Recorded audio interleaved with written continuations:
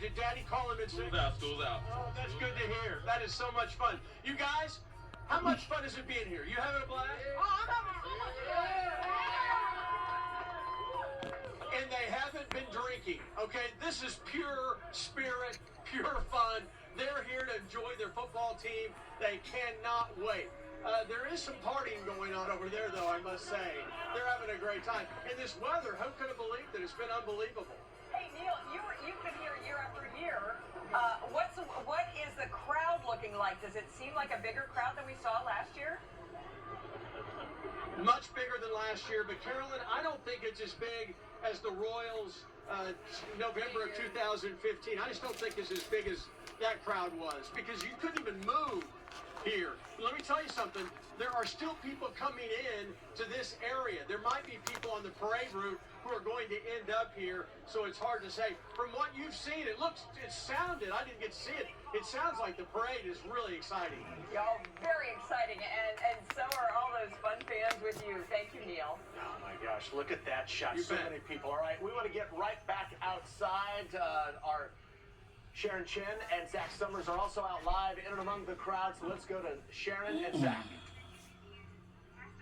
Hi guys, yeah, it is so much fun out here. We saw Neil out there. No, we didn't because I'm telling you, you can't make out anybody from here. No, there's a huge sea of people right below us. We're at the top of the National World War I Museum, and we've got a crowd down below, crowd building up here, and as Zach and I just saw, people streaming in from, it looks like, what, Persian? Grand Broadway. So, yeah. you know, Neil was saying it doesn't seem as packed as the Royals 2015 championship parade, but from our vantage point, we see those fans who have been along the route starting to make their way here to the memorial. And you know, we've been here for hours now, and you know, within the last hour or two, even from up here, we've started to see way more fans start to filter in here, because really this is that perfect vantage point so you can really get an idea of how many fans are actually here.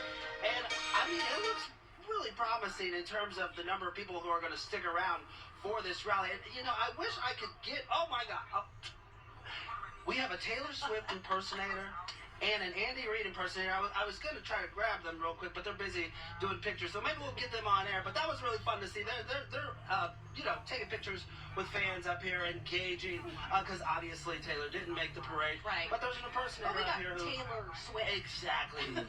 But no, it's a lot of fun. Yeah, it is a lot of fun.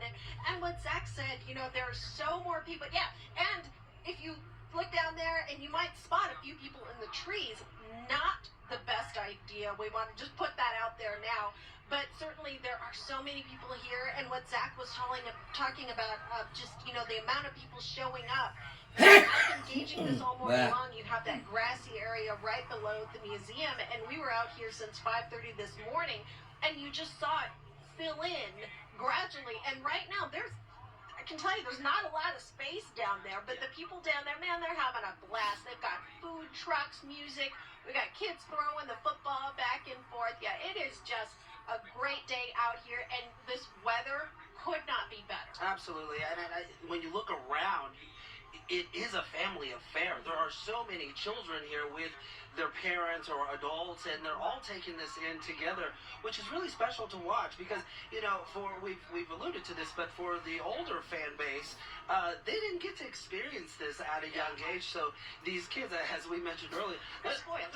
This is quite the treat. And then, you know, it's been fun to watch the players engage with the fans along the route, and you just dying to know what Travis and Patrick are going to say once they get that mic there on the stage. And you know, I got to say, we've been out here listening to the folks who get on the stage. They've been riling up the crowd. Tech 9 was up there earlier. You know, Tech 9 told us on KCTV5 before the Super Bowl, he previewed that he was going to have some new music out if we won the Super Bowl, and sure enough, he played that music on the stage, and the crowd, they loved it. Oh, they were going wild. Absolutely wild. I mean, it's been such a great day, and, you know, you brought up the players, and we've had so much fun just watching them, the key moments, watching Patrick work the crowd, and, I mean, what a moment for these fans, and Travis even grabbing the cutout of his brother's chest. That was fantastic. We were laughing about that. But what is so cool is, you know, just the sheer amount of people out here, but knowing that they waited all morning, some of them maybe even the night before, waiting for that moment just to meet face to face with these players, and they are getting that. These players didn't last long on the bus. They were out in the crowd, walking in no time. Well, and you were talking about where we are right now in front of Union Station at the memorial. These folks, a lot of these folks who are here toward the front of the stage, some of them, they spent the night. Oh, yeah. But a lot of them have been here since 4 or 5. So they've been waiting hours to see these players, which is starting to finally happen. So you just know it's a treat for them as we await for this rally to start in minutes. Yeah, I mean, when we got here, I think it was 5:30 this morning, we saw groups and groups of people coming in, you know, carting blankets and jackets, and now they are here. They're lining up to get food at the line of food trucks down here, and of course it's barbecue. Well, and those lines, let me tell you, I've been monitoring them this entire time. They have the lines for the food trucks have been longer than the lines for the porta potties. Maybe because there's so many porta potties out here. But you would Just wait think a folks minute. would have brought some snacks because Yeah. the line is crazy. And, you know, we were just talking about naughty behavior, if you will, the folks hanging out in the trees. Well, I spy from my eye up here that it appears some folks may have parked their cars on Broadway. So Not a really, good idea. if you're watching this broadcast, if you're watching the parade, you really are going to probably want to avoid this area for quite some time because some people did not follow the rules in terms of parking. Yeah, and those people are going to be really sad because there's no joke here. Your car will be towed, and it will be at your own expense, and that's just not something that you want to have to endure on this very happy day, right? That's just not a good thing. Absolutely. We don't want to be Debbie Downers, though. We just Yeah. wanted to tell you what we're seeing up here Yeah. as families and fans kind of take in this moment on such a beautiful day. Yeah, I mean, really, this weather could not be better. It is fantastic. Yeah. I mean, we came with blankets and gloves and scarves, and now we're, you know, we shed it all. We've shut it. Well, I'm going to keep this one on. Oh, okay. He's got his I've, cheeks I've shed it enough, but it feels really good up here. And, you know, I was talking to some of the police officers earlier today, and I was like, you know, do you think that we're gonna fill in the green? And they seem to believe so, you know, because, you know, we fans are filtering in, and then we're even seeing fans who maybe don't want to walk all the way here to Union Station. They're going to maybe watch from the windows, or at least monitor the rest of the parade as it starts to wrap up here toward Union Station. Oh, and that's what's so cool is I remember last year covering this, and there was a hotel across the street, and as you get closer to parade, it's the best thing ever because, you know, you one person in the window, two people in the window, and then pretty soon there's like 20 people in the window all trying to cram in there to get the view, and that is just, it is such a neat thing to watch this city come together and just want to be a part of this momentous event. And it really is. I mean, like we talked about, this is back-to-back Super Bowl. So now Kansas City has been able to experience this 2 years in a row. And whether we get the third or not, we don't know. I mean, we hope so, but we don't know. And so people are kind of just coming together and relishing that moment. And it is just so fun to watch. Yeah, it really is special. It reminds me of when I first got to experience this in 2020. And it's one of those moments where it was like, man, I really love this city because of this sense of community. Yes. The community coming together. And it's all because of this one team who is just in this era of greatness. Yeah. I mean, we've said this time and time again. This is the epitome of civic pride. This is how much Kansas City loves our Chiefs, and for good reason. Absolutely, and we know that we know the city and the Chiefs organization would like to keep this on time. That rally is supposed to start at 12:45, and the city really wanted to keep it to an hour, and they want to do that because they want to make sure there's enough time for this crowd to dissipate, disperse, go on their way, to make room for, you know, tonight. I mean, we got to remember, today is Valentine's Day. A lot of couples plan to celebrate, go out to dinner. You know, I love that this whole theme is, what, for the kingdom, from the heart, which is just really special that we get to enjoy this championship, back-to-back championship on a day that is traditionally reserved for love. Absolutely. And I love that, you know, earlier in the parade, we saw them put Travis on the back of that golf cart. Like, okay, you're getting too far, buddy, to get on, and so we can get you closer to, you know, the rally so we can keep on time. And that's one thing that we want to say, that we're so excited about this this location here is that, you know, when this rally begins, we're going to have a flyby, and that's going to come right by us. So we get a front row seat to that. Yeah, Zach. that'll be How great. cool We is look that? forward to it, and we'll stay here. For now, though, we're going to send it over to Bill and Carolyn. Hey, guys.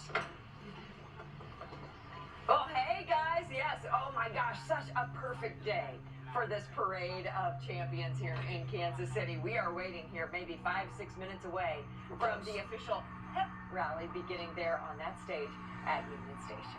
Yeah, if you've been wondering why we haven't been seeing the players jump off the bus or walk down the parade route, that's because they've got the buses parked behind Union Station.